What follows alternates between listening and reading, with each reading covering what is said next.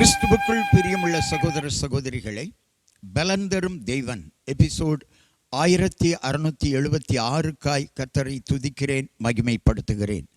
இந்த நாளிலும் ஏசாயா 40ஆம் அதிகாரம் 11வது வசனத்தை நான் உங்களுக்காக வாசிக்கின்றேன்.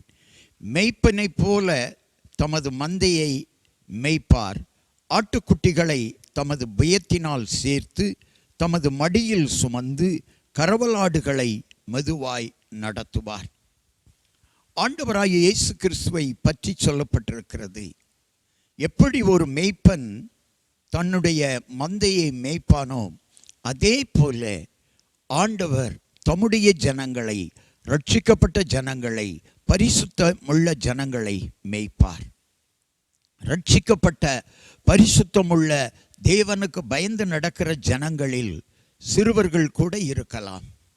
அப்படி சிறுவர்கள், வாலிபர்கள் இருப்பார்களானால் அவருடைய புயத்தினாலே சேர்த்து நடத்துவார்.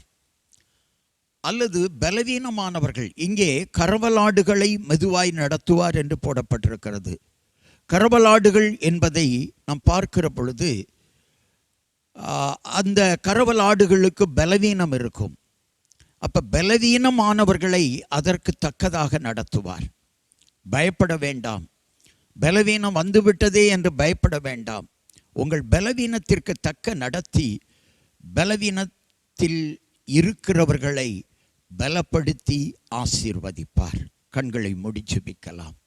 எங்களை நேசிக்கிற நல்ல தகப்பனே, மேய்ப்பன் தன் மந்தையை நடத்துகிறதை போல எங்களை நடத்துகிறவரே ஸ்தோத்திரம்.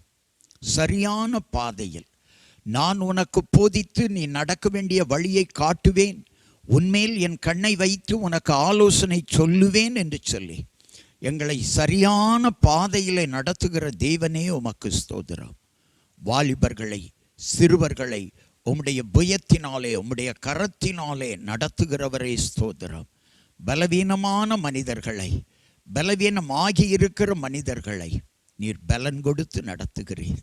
பலவீனமானவர்களுக்கு பலன் தருகிறீர். மேய்ப்பனாக நீர் எங்களுக்கு கிடைத்திருப்பதற்காய் ஸ்தோத்திரம்.